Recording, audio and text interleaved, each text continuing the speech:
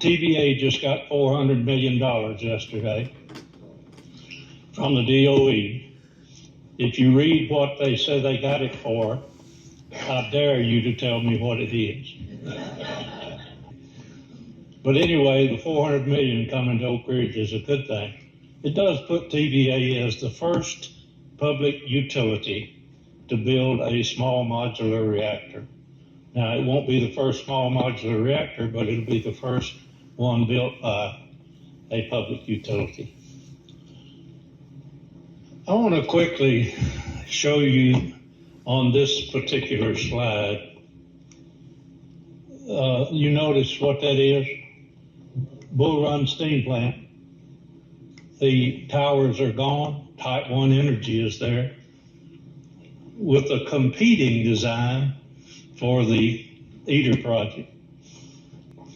Be interesting to see which one comes up with fusion first. For all of my career,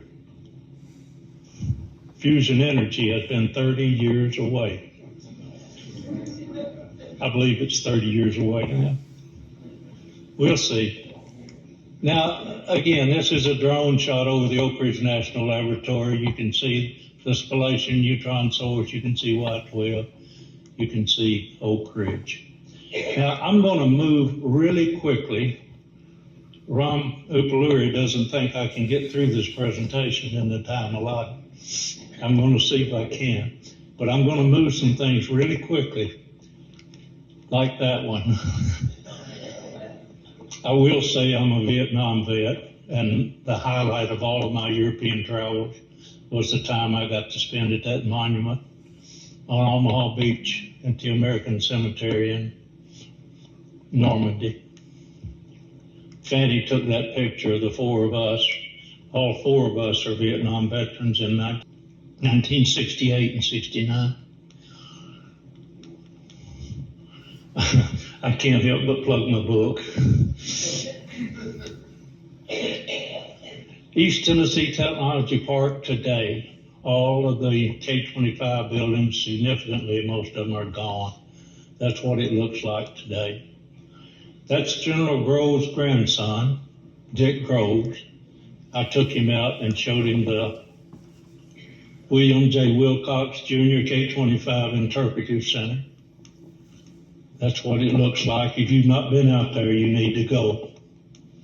Center in Oak Ridge, the William J. Wilcox Jr. K-25 Interpretive Center allows visitors to learn more about the K-25 plant and provides an overlook of where the building once stood. 10 News Anderson County reporter Emily Crabtree was at the center's grand opening today and has more. Today, ribbon cutting was held at the William J. Wilcox Interpretive Center on the K-25 Heritage Site in honor of the history that happened here on the property, but also in honor of the man who it's named after. Bill was a good friend of mine. He was the first historian for the city of Oak Ridge, and he had the dream of how to interpret the K-25 gaseous diffusion plant. And I believe he would be very proud of what we've done here today. The William J. Wilcox K-25 Interpretive Center is the latest addition to the K-25 Heritage Site. This is the area where you can look upon the K-25 gaseous diffusion plant that was decommissioned and taken down. At one time, it was the largest building in the world. The center provides a space for events and gatherings, but upstairs it allows for people to step into the past. This building gives you the experience of actually seeing where that K-25 building was.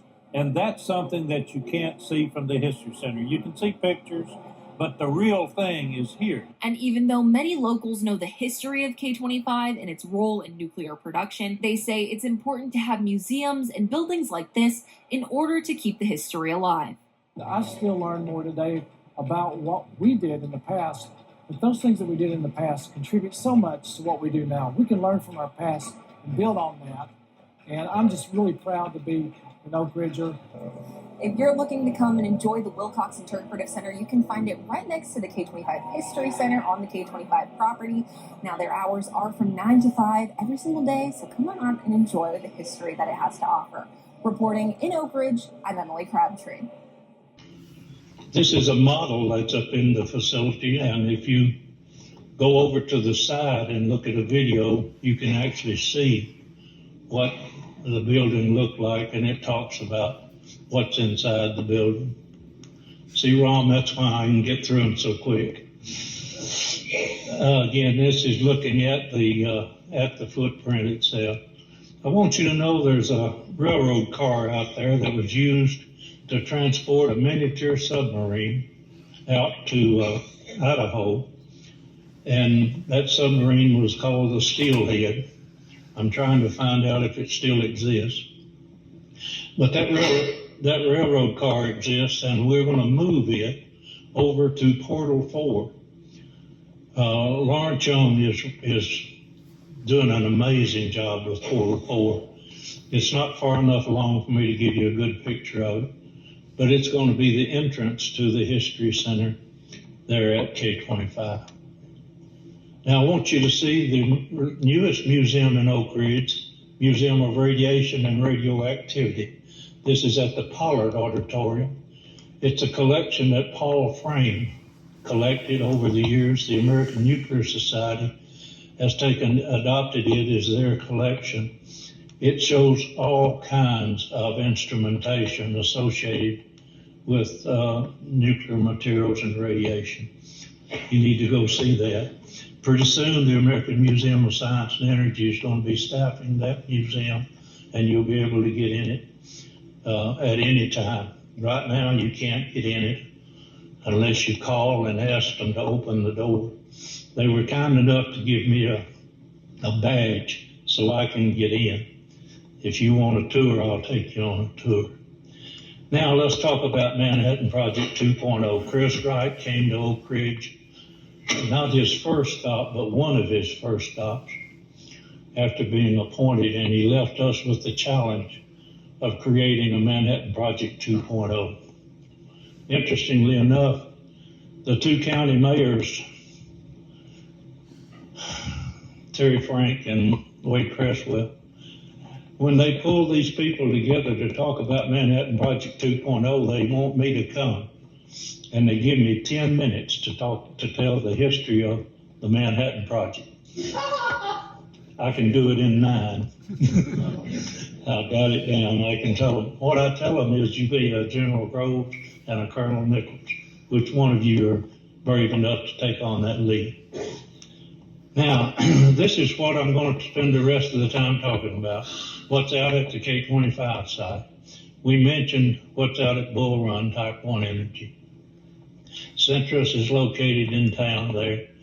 This is where the TVA location is, where they just got $400 million yesterday for the Clinch River Breeder Reactor site.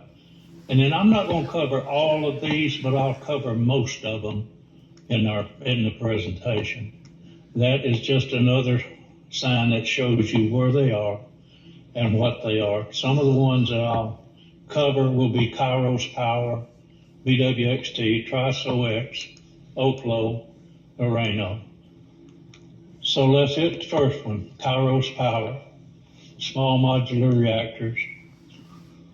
And that's their demonstration facility, an artist rendering of it. If you're up in the Wilcox Interpretive Center up on the top floor and you look to your left, you'll be able to see the Kairos Power building. That is being constructed as we speak.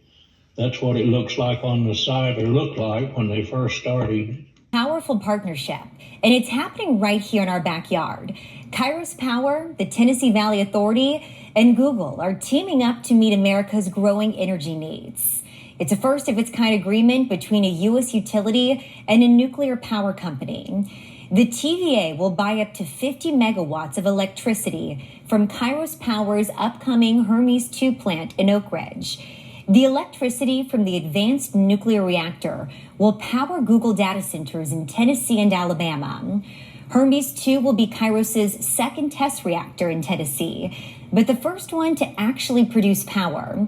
For Kairos, this isn't just a milestone, it's a major step forward. It's the first 50 megawatts of the 500 megawatts total as part of our master plant development agreement with Google.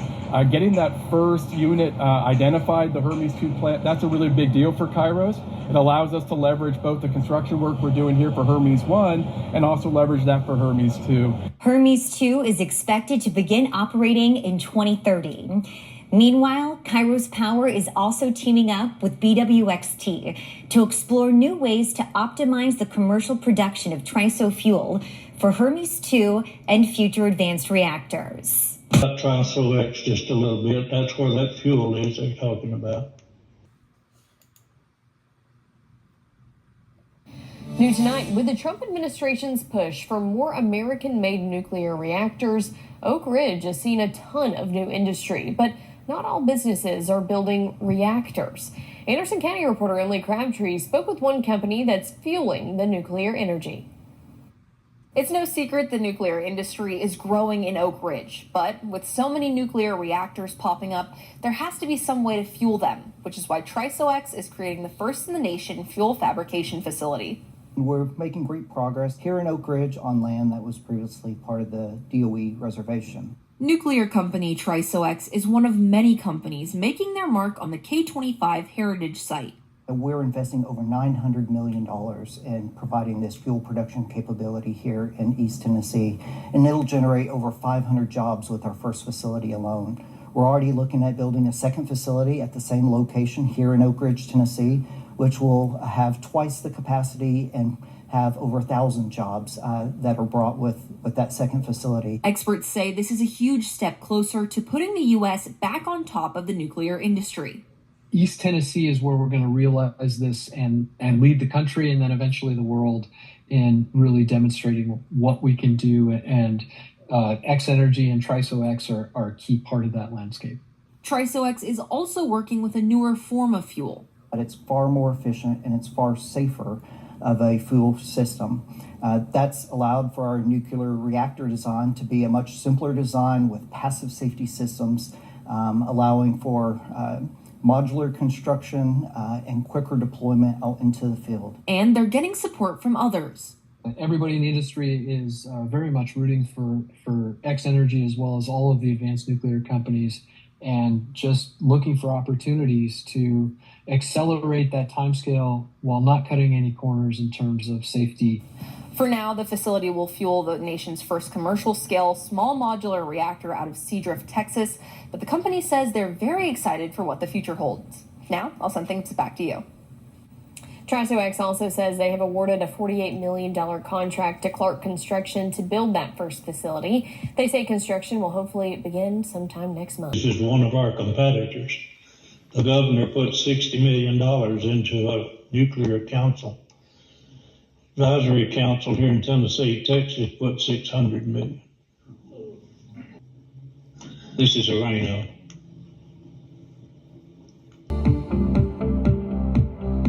The U.S. is watching what's happening right here in Tennessee, right here in Oak Ridge. We have about $15 billion worth of CapEx projects in the queue, over 2,000 jobs. And these are companies that we're talking to right now.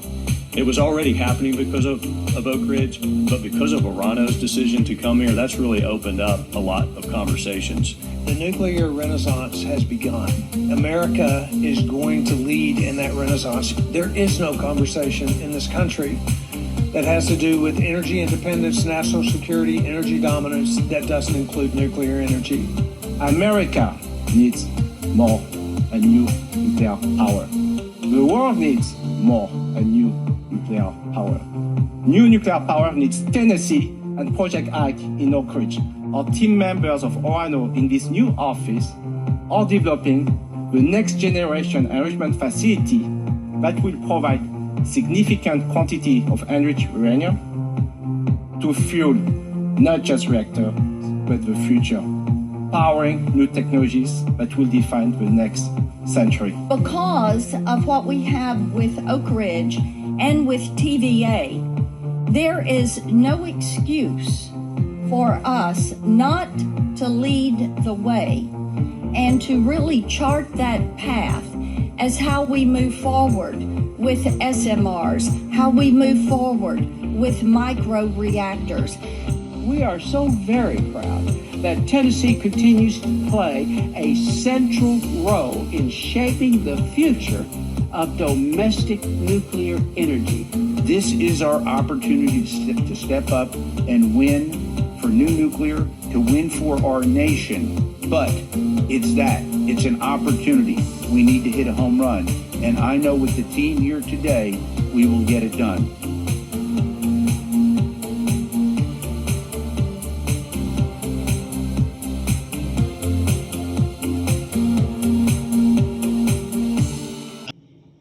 Now let's look at BWXT. They built a building in an amazingly short amount of time. They took large sheets of concrete and just leaned them up against the wall to make that building. Amazing how fast they built that thing.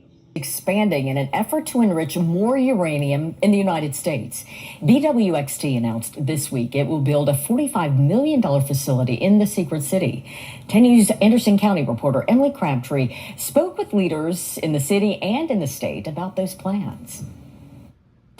We need to start doing more domestic enrichment for nuclear and our capabilities there. So having this operation is just adds another jewel to our crown here in Tennessee. The nuclear industry in Oak Ridge has seen a lot of growth in recent months. Now, a familiar face is bringing their facilities to the area. BWXT was crucial for the Manhattan Project back in really when Oak Ridge was established. So it's really cool to see a nice circular nature here of them coming full circle and establishing this presence in Oak Ridge. The company plans to build its facility in phases with the ultimate goal of recycling and enriching uranium. BWXT will be constructing a facility to build centrifuges here, and it's really exciting because it's part of the whole ecosystem that we have that is based around our nuclear past and our nuclear future. Oak Ridge wants to use these partnerships to push for more nuclear power,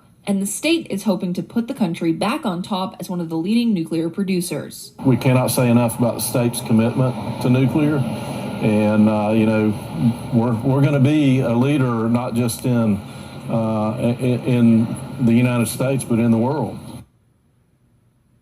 And that was Emily Crabtree reporting. BWXT says that new facility will bring 60 jobs to Oak Ridge.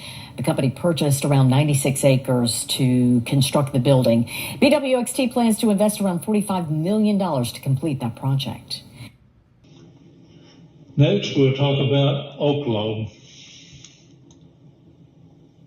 That's an artist rendering of what their site's going to look like.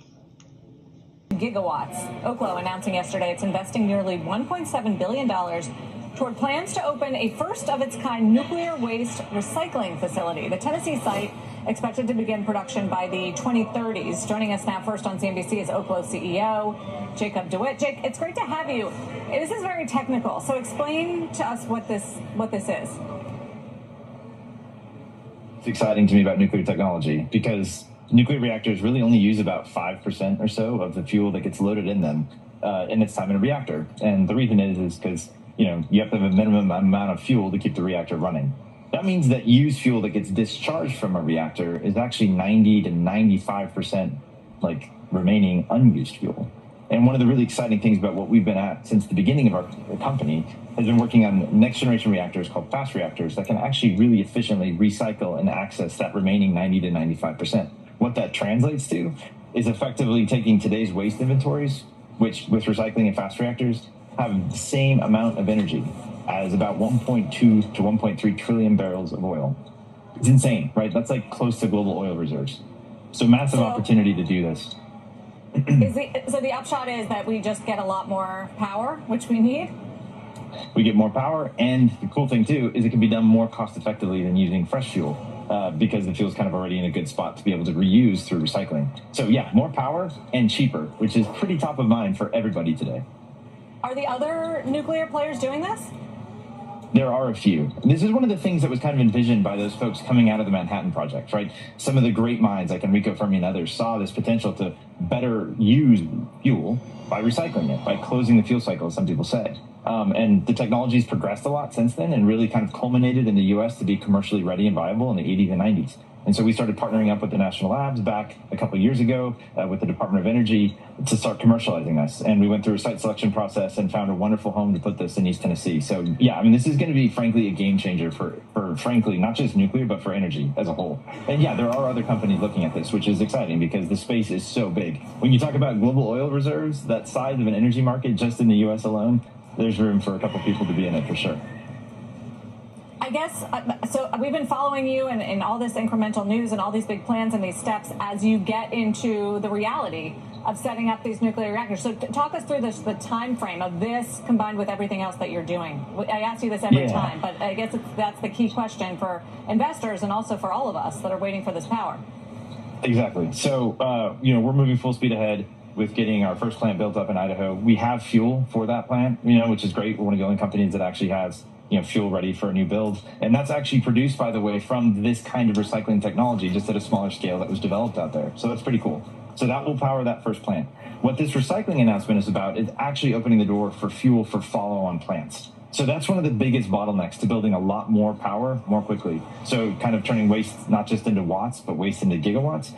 This is a huge unlock to be able to do that. So the facility we're investing in here will be able to support several gigawatts of new power plants being built by us from fuel supplies, because that is the bottleneck, as well as taking a multi-pronged approach, working with the enrichers on that side of the equation, as well as some really cool things the United States government is doing to make excess legacy materials available to build more reactors sooner and bring them online faster. So, we're targeting that first plant in Idaho, producing power 2027. There's some recent actions, by the government to accelerate things. We're excited about what those are looking like.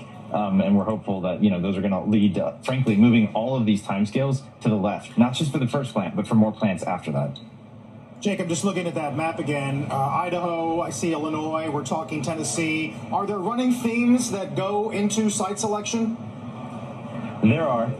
It's interesting having run this process and talking to a number of states. There's been a lot of enthusiasm, not just about what we're doing here, but just around nuclear as a whole. But there are certain states that are definitely in a position to just lead and have more to bring to bear. And Tennessee is a perfect example of this. Oak Ridge National Lab here is a kind of a stalwart place. I'm actually at, Rome State Community College talking to you guys today on the heels of the announcement yesterday. The workforce, the ecosystem that's here, that's being developed here, is why us, as well as others, have sort of planted roots to build out infrastructure. It's a very attractive state to do this in. But at the end of the day, what we're building is something that's nationwide, and at the end of the day, even bigger than that. And so, it's a great place to start building infrastructure in these states, but we see opportunities in a number of places that span outward. But there are definitely early adopting states that are just going to move faster, like Idaho, like Tennessee, like Ohio. Some of those. I don't have any video on LIS technologies, but they're bringing the laser technology back. And the thing that I like about them, I talked to both the CEO of Oklo. I asked him if I could repeat what he said about 1.5 trillion barrels of oil. He said I could. When I talked to this one, I said, when we highlight the footprint of the K-25 building, we're going to put flagpoles up at the corners. If I put a mirror on top of each of those flagpoles, can you put me a laser show where I can show the size of the building? He said, I can do that for $500. I said, done. So that's what we were talking about. Those are the companies that are out there, at least that's some of them. Oh, I don't know how that got in there. Now I want to talk to you about a submarine sale. We're going to bring the USS Houston here, the sale of the Houston here. We're going to have statues of Admiral Rickover and Alvin Weinberg. They're going to be 3D printed by the Wildcat Manufacturing at the Oak Ridge High School. That's where they're going to be located.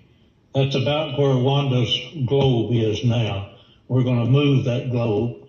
I'm hoping they'll put it down next to the convention center. But we're talking right now about where it could go. And that's what the sale will look like.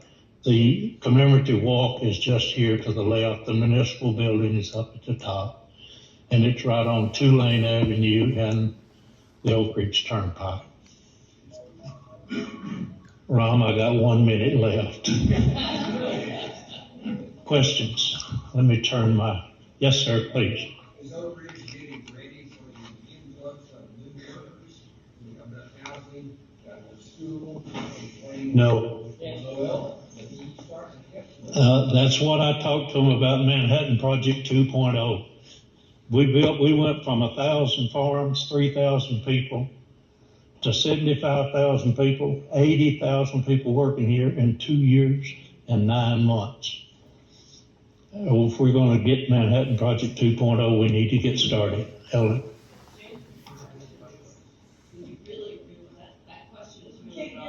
You can't hear a thing you're saying.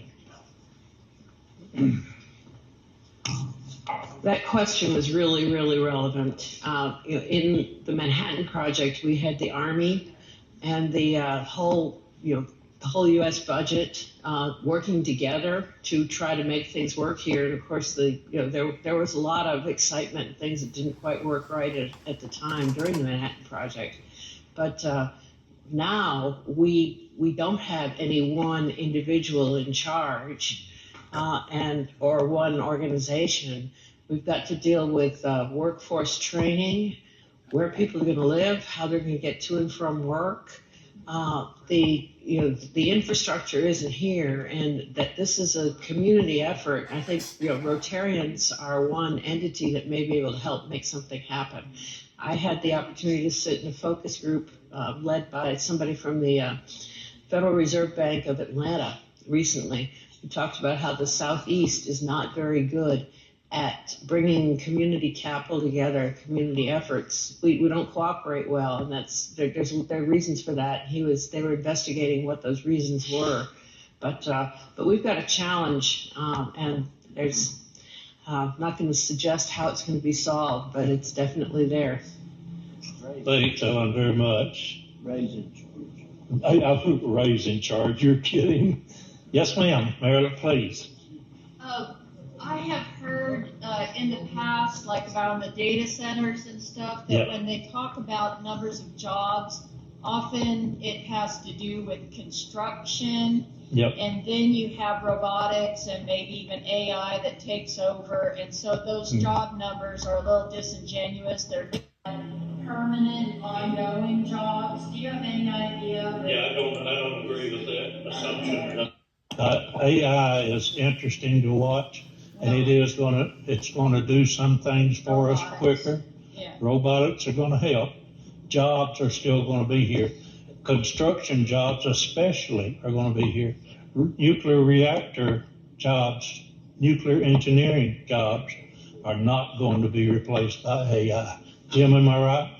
Absolutely. Absolutely. Thank you. I'll pay you later. Yes, Bonnie? I just want to not ask a question, but these new organizations are also contributors to our community. Yes. And so two things. One, Marion, you might want to say something, but Oklo stood up. They're just about here for the All Abilities Fair. And the other thing is, let's get some of those leaders from these organizations into the Rotary Club. So if anybody has any connections, invite them over. So I asked Oklo if they would, when they straighten the Blair Road out, Oklo's going to go right where the airport was planned. When they straighten the Blair Road out, I've asked the Tennessee Department of Transportation not to bother the Wheat School Foundation. They agreed the road will not bother that. I asked Oklo, would you build us a pull-off area there and put up some markers that talk about the history of the wheat community? And I said, oh, by the way, you can put up a sign about your company too. They agreed to do it. They are making the plans now to actually do that when that road changes. We had the wheat reunion there the first Sunday in October. I asked them to send a representative. They did. They sent Emily Smith down from Ohio to attend the wheat reunion. She walked in the door and she said, Ray, I've only been on the job a week. I don't even know where the site is. I said, all you have to do is smile and be friendly. I'll take care of the rest. Yes, right. A big player in Oak Ridge is R&R Real Estate. Yeah. They own so much of the property. Are they moving along as they should be or not? They're building houses for people to live in. Good. And every time they build apartment complexes, they're all rented before they get them completed. They're building 300 now, if I understand it right. And they're going to build where the ORAU headquarters was. Yeah. I believe they're going to build there as well. Good. Yes. Do you have any idea how much has been given to these companies? Thank you. Do you have any idea how much has been given to these companies in tax incentives to come here? I don't have a clue. Anybody know? Ellen, you have any idea? It's huge. Yeah. The state is giving them tax incentives, and they're asking for in lieu taxes deals from the local governments as well. It's huge what they're getting. If you ask Mike McGill how much investment is coming into Oak Ridge, he will tell you $17 billion. I can only account for about 10 to 12, but I quote his number. I guess my comment was directed at the point that these people want to get involved with the nuclear industry. Are they going to go to Tupelo, Mississippi, or are they going to go to Green Bay, Wisconsin? They're going to come here. They're going to make a lot of money. And my question, I guess, or my comment is really that all of these tax incentives that they've been given could be used for other things in the state, like supporting the schools and helping feed people and things like that. I don't think that compares well at all. I think when you build more energy and when energy costs go down, everything else comes up. I really believe that that's the heart of making the future what it needs to be, is getting the energy that's needed for these data centers. I don't believe they're going to be nearly as many as they say they are. But if only half of the companies that are trying to get here make it, it's going to be the biggest thing in Oak Ridge since the Manhattan Project. I was speaking to a group of community college presidents, and I was telling them my 9-minute history of the Oak Ridge. And one of them held up his hand and he said, I'm from Wyoming. We've got lots of flat land out there. Why don't you build some of these nuclear plants in Wyoming? I said, you tell me which city in Wyoming would not let a Target department store come into town, would not accept a racetrack to be built in town, but are happy to see small modular reactors built in town. He said, I don't have one. That's why they're coming to Oak Ridge, folks. Now, let me tell you, let me make sure I get it right. I won't quote the company because I can't be sure I've got it. But over in Knoxville, when they were having the NOW conference, there was a lady making a talk about her company. Wade Cresswell and Mike McGill. Mike came up to Wade and said, did you see this? And he showed him a newspaper article where Idaho, I believe it was Idaho, a community was rejecting this company's application to come there. And they said, we need to catch her. So they did. When she got off the stage, they took her that newspaper article and said, did you know this? And she said, no, I didn't know that was happening. And it is. And they said, Oak Ridge would be glad to have you here. She said, you got it. We'll be there. So that kind of things are happening, folks. It's amazing what's going on. But unless we get our act together as a city, as a state, as the DOE, and really start producing things, we're going to fail. Texas is going to beat us. Yes, ma'am. One more. Okay. Well, back to the taxes. We do need to add more schools already, and we're paying high taxes in Oak Ridge, which is keeping people from moving here. And I know we're building houses and they're rented in apartments, but if it's on the backs of the people that are living here and the companies that are moving in with billions of dollars aren't paying their fair share, That's, I think, what. That's a wrong assumption. They will pay their fair share. Okay. Right, Ellen? We'll make them pay their fair share. We hope. Union Carbide had the thing, they didn't pay taxes for Union Carbide when they came and all that. They didn't pay taxes when the plants were built. Can I tell one quick thing? I bought OKLO 4 weeks ago. It went up 50%, and my stockbroker said, boy, you're a genius. Today, it's $2 lower than what I paid for it. But anyway, that's in 4 weeks. Remember, they're not going to be operational till 2030. So, yeah, they're making any money right now. But you can buy any of this stock you want to, but it ain't going to go up tomorrow. I'm going to tell you that. I'd just like to say something about tax abatements. Tax abatements there's not money that could be spent elsewhere. It's money that is reduced from the total tax bill in order for the company to come here. So you get, say it's a 50% tax abatement, you still get 50% of the tax that you wouldn't have had if they hadn't come here. Right. The other 50% is abated. So it's really an incentive that's worth undertaking. Now, grants are a different subject, but tax abatements are great. They're putting their coats on, and I think they're going to leave us. Thank you all very much.